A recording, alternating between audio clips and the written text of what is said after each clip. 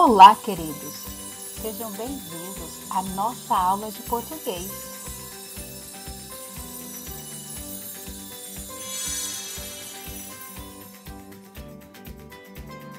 Fala aí, pessoal, a gente está começando mais um dia e por isso eu quero você comigo nessa meditação. O título da meditação de hoje é O Oxigênio de Deus e o texto bíblico está em Gênesis, no capítulo 2, versículo 7, que diz assim: E então o Senhor Deus formou o homem do pó da terra e lhe soprou nas narinas o fôlego de vida. E o homem se tornou um ser vivente. Você sabia que você e eu respiramos em torno de 12 a 20 vezes por minuto? Isso significa que nós estamos alimentando as nossas células com oxigênio. Estamos fazendo o nosso corpo funcionar. Por isso, existem algumas brincadeiras por aí que a gente tem que ficar sem respirar desnecessariamente. Algumas outras que até fazem a gente desmaiar. Não coloca a sua vida em risco desnecessariamente.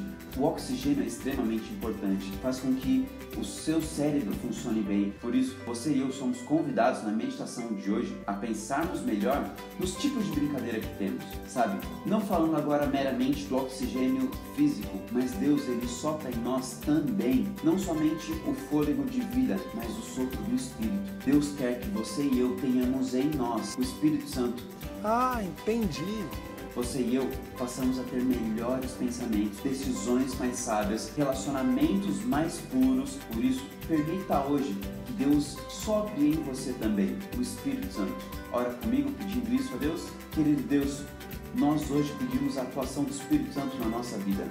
Não somente para não fazermos brincadeiras que são sem noção, mas também a sermos preenchidos pelo Espírito Santo e assim nos tornarmos pessoas melhores. Oramos entregando a nossa vida ao Senhor, em nome de Jesus. Amém. Valeu, galera. Deus abençoe muito vocês.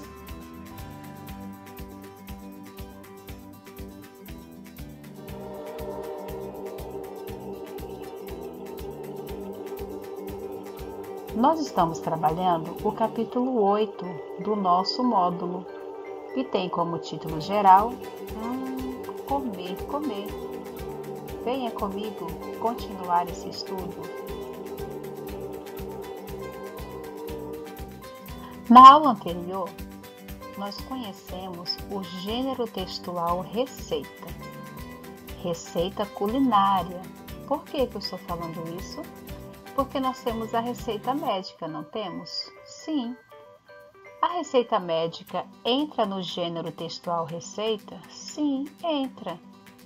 Mas hoje nós iremos falar do gênero textual receita culinária. Vamos ver algumas características desse texto? Primeiro, eu posso observar o título, Pão de queijo sem queijo. O título é o nome do alimento, da comida. Temos também os ingredientes, você pode ver todos descritos abaixo. E nós temos o modo de preparo, que vai descrever o passo a passo de como realizar a receita. Em outras receitas, pode vir uma descrição do tempo de duração para realizar a receita e também do rendimento de cada porção, ou o rendimento das porções. Aquela receita vai servir quantas pessoas? É para uma, duas ou três? Depende de cada receita. Vamos ficar por dentro do texto. Na página 30, questão 19, diz assim: Em quais suportes encontramos receitas? Que lugares podemos encontrar receitas? Cartas é um suporte de receitas? Livros é um suporte? Conseguimos encontrar receitas em livros? Em sites, outdoor, boletim, revista, livros, sites e revistas também são suportes de veiculação de receitas. Isso mesmo. Se você observar o desenho lá da página 28, que está a nossa receita, pão de queijo sem queijo, logo abaixo você vai ver aí o endereço de um site. Então, esta receita está disponível. Vai lá e pesquise, veja essa receita no site. Nós temos agora a questão 20, que diz assim: que tipo de público se interessa por essa receita? Vamos pensar? Olha só, essa receita é uma receita de pão de queijo sem queijo. Ou seja, será que todas as pessoas gostam de pão de queijo sem queijo? Com certeza, essa alimentação ou esta receita vai ser de interesse das pessoas que querem ter uma alimentação saudável. Isso mesmo. Ou até mesmo a quem tem intolerância à lactose, que não pode consumir derivados de leite. Então, escolhe essas receitas que tem queijo, mas é um queijo especial, um queijo de amêndoas. Questão 21. Elabore um anúncio que promova a venda do pão de queijo sem queijo. Você vai ser bem criativo. Você tem aí já o seu suporte. Você pode usar desenho, palavras de ação. Você pode elaborar uma crônica em forma de receitas. Você pode também usar recortes. Enfim, seja criativo e realize a página 30, questão 21. Na página 31, nós iremos observar a organização do gênero textual receita. Isso mesmo, nós já vimos algumas características desta receita que está lá na página 28, mas agora vamos olhar mais detalhadamente. Nós temos logo no início o título, que é o nome da receita, pão de queijo sem queijo. Logo em seguida, nós temos os ingredientes. Os ingredientes é uma lista de itens necessários para preparar a receita. Se um ingrediente faltar, a receita pode desandar. Aqui nos ingredientes, nós temos numerais que representam a quantidade. 1 colher, 2 xícaras, 4 colheres. E logo aqui abaixo nós temos a letra G, 150 gramas. São abreviações de medidas que são comuns em receita. Em seguida, nós temos o modo de preparo. Essa seção indica o passo a passo da receita. E aqui no passo a passo, você pode observar algumas palavras em destaque. Essas palavras são verbos que indicam ordem ou pedido, como por exemplo, adicione, reserve, misture, junte, rale, acrescente, misture, modele e leve. Palavras de ordem ou pedido. E você pode ver logo aqui abaixo também que nós temos o que? O endereço eletrônico de onde você pode achar essa receita.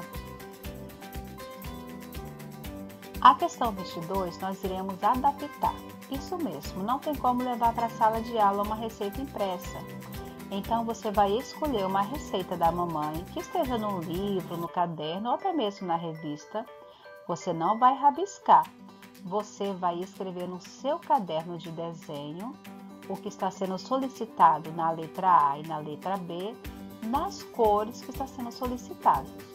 Como por exemplo, letra A, circule D. Você não vai circular, você vai escrever.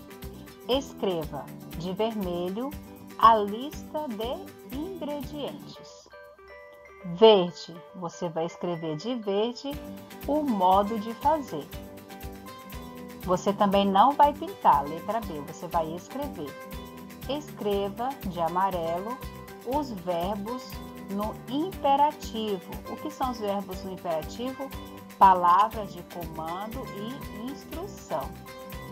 E de azul, as abreviações, como nós vimos ali, 150 gramas.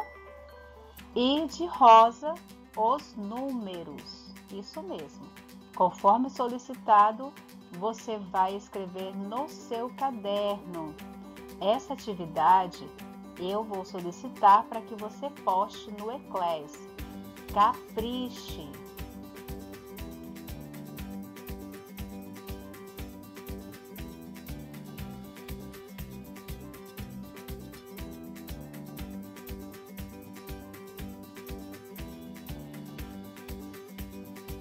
Na página 32, nós iremos estudar um pouquinho a língua portuguesa.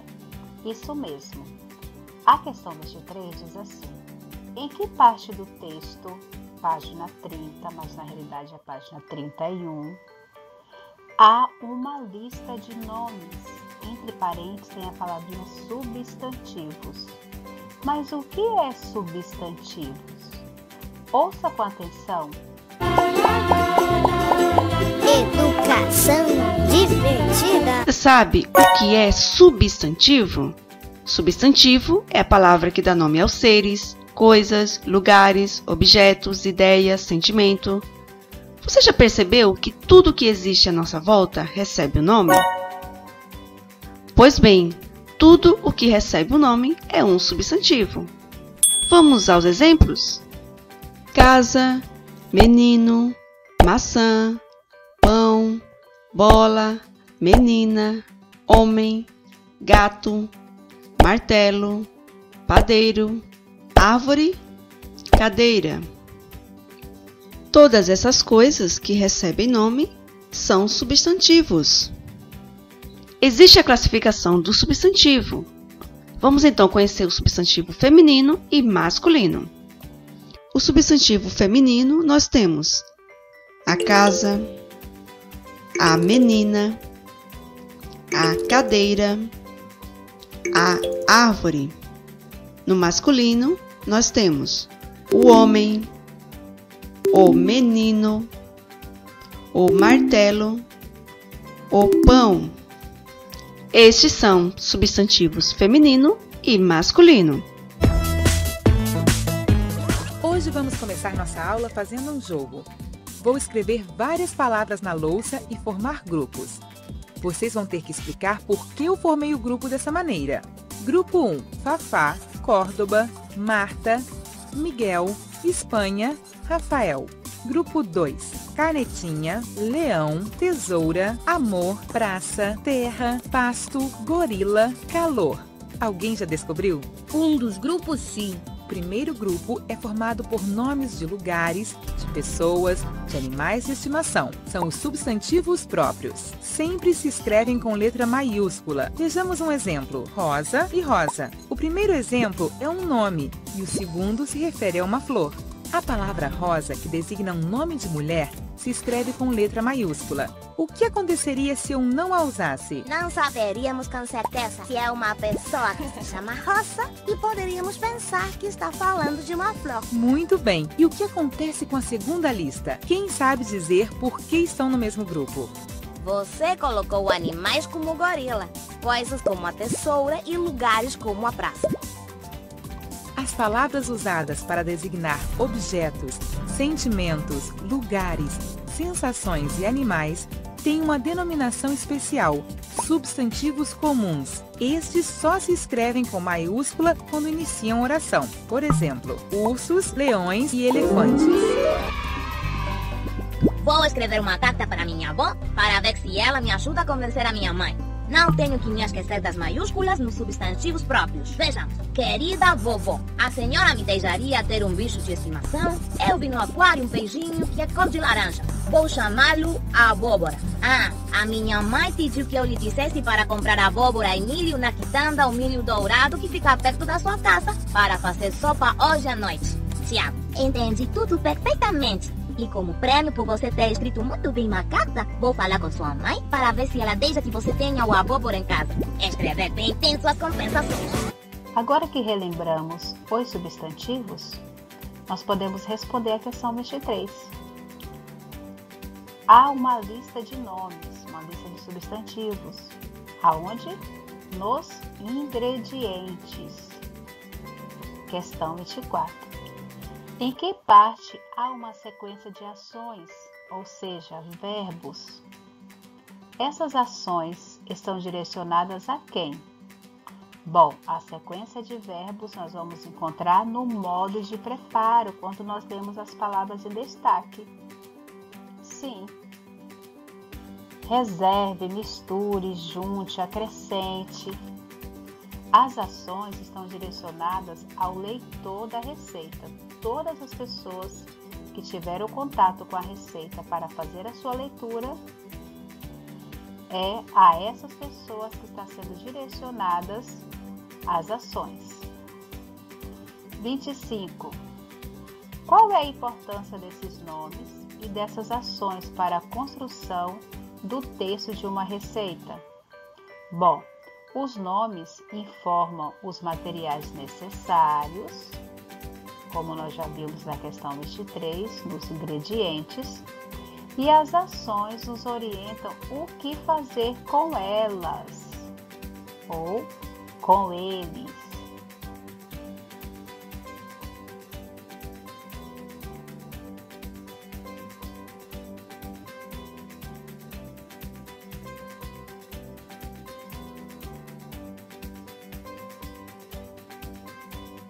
Ainda na página 32, questão 26, escreva os verbos na tabela na sequência que eles aparecem na receita.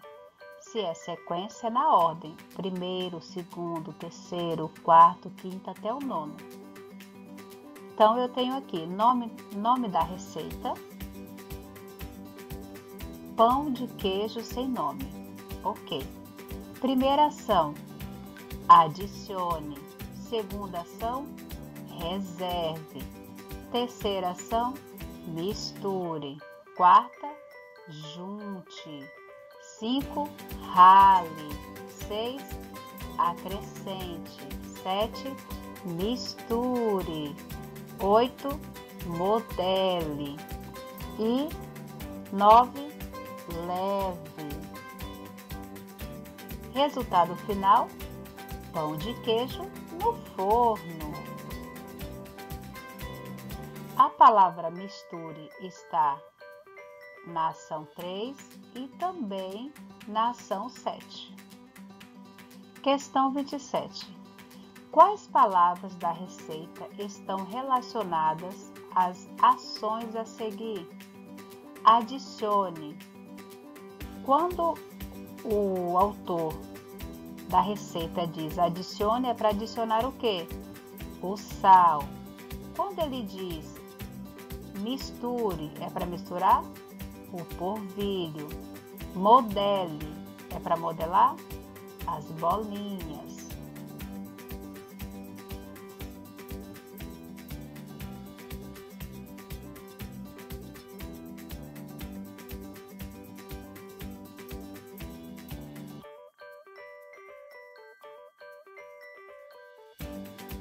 Página 33, questão 28.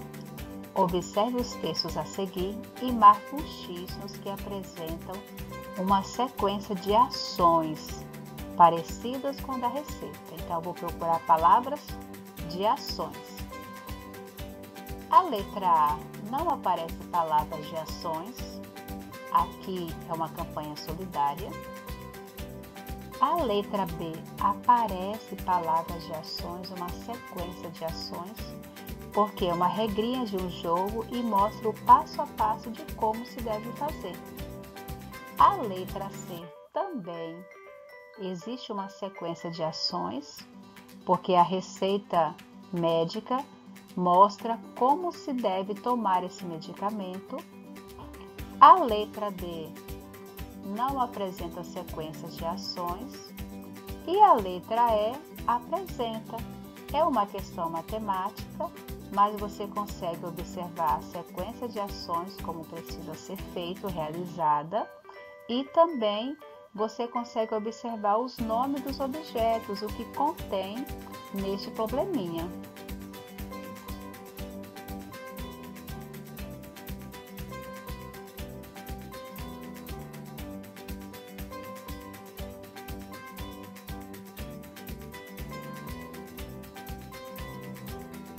Nós vamos agora, questão 29, observar as palavras. Veja só, observem um todo. Nós temos a palavrinha chá, bem, sal, por, de, sem e na. O que elas têm de diferente? Eu posso observar que algumas são acentuadas e outras não. E agora, o que elas têm de parecido? Se você observar, todas são formadas por apenas uma sílaba. Isso mesmo. Em língua portuguesa, como essas palavras são chamadas? Você já sabe. São chamadas de monossílabas. Muito bem, parabéns!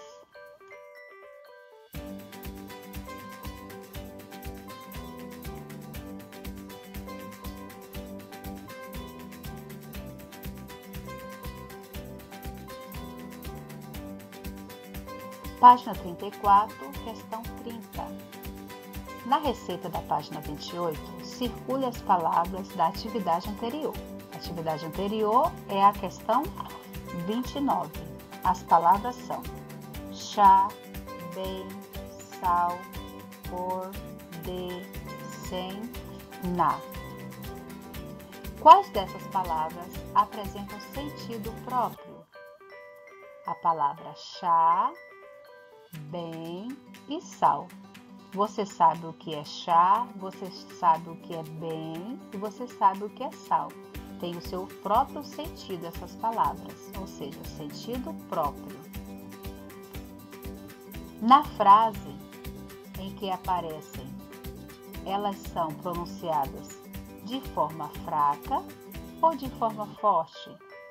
São pronunciadas de forma forte. Chá, bem, sal. Essas palavras, elas são monossílabas com a sílaba tônica, isso mesmo. Quais não apresentam sentido próprio e servem para ligar uma palavra a outra? A palavrinha de, na, por e sem. Essas palavras servem para ligar uma na outra. Na frase em que aparecem, como elas são pronunciadas? De forma fraca ou de forma forte? Elas são pronunciadas de forma fraca. Essas palavras pronunciadas de formas fracas, em especial a que nós escrevemos, são palavras monossílabas átonas, porque são pronunciadas de forma fraca.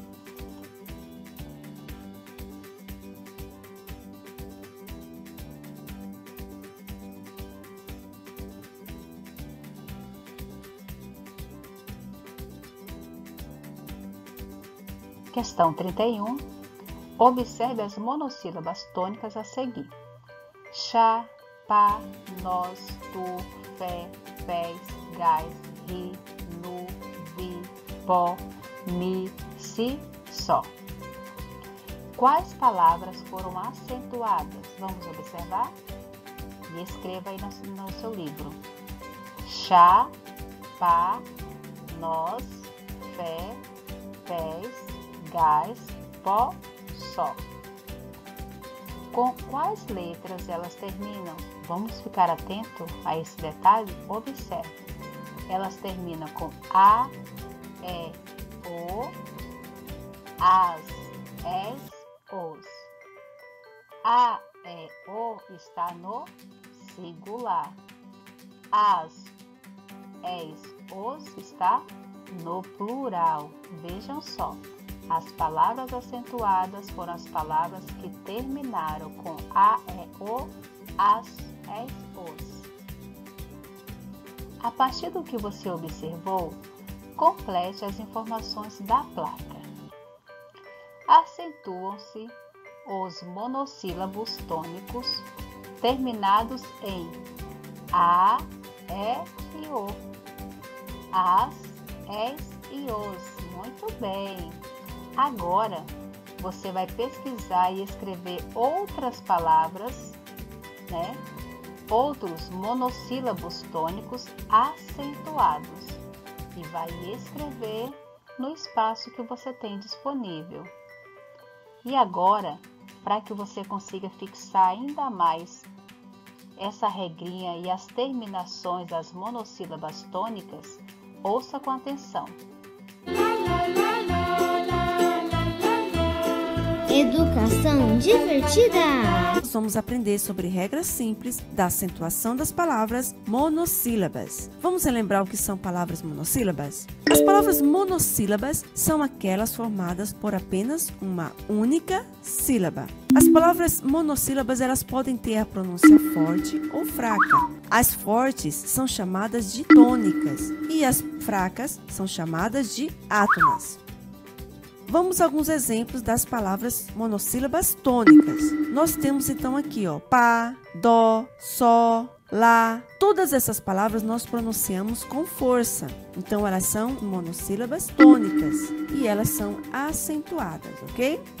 As palavras monossílabas átonas são com, mais, bem, dor, luz, etc. Observe que nós pronunciamos as palavras mais tranquilamente. Então, elas são monossílabas átonas, ok? Elas não têm acentuação gráfica. Bem, como regra, acentuam-se os monossílabos tônicos terminados em A, E, O, seguidos ou não de S. Vamos a alguns exemplos? Nós temos então aqui algumas palavras. Todas elas são monossílabas porque tem apenas uma única sílaba. Elas são terminadas em A, E e O, ok? Algumas são terminadas com S aqui, como a palavra pés, que é a palavra no plural da palavra pé. Então, ela também leva acento, como também nós temos aqui a palavra paz, que é também o plural da palavra pá. A palavra nós também, ela leva acento. Então, essas palavras monossílabas terminadas em A, E, O, seguidas ou não de S, elas são acentuadas, ok? Espero que vocês tenham entendido as regras de acentuação das palavras monossílabas.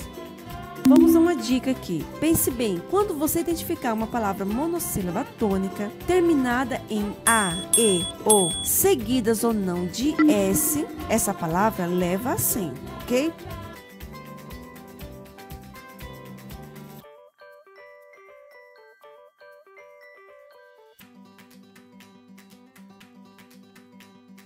A página 35, faça você mesmo, use os materiais que você tem disponível em casa.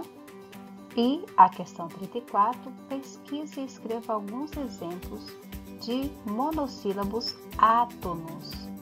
Essa resposta é pessoal, pesquise. Concluímos a nossa aula, mas eu espero que você não se esqueça que substantivo é uma palavra que dá nome aos seres, coisas, lugares, objetos, ideias, sentimentos. E não se esqueça das regrinhas de acentuação das palavras monossílabas tônicas. Isso mesmo. Quero te desejar bons estudos. Que Deus te abençoe. Um forte abraço e um beijo no seu coração.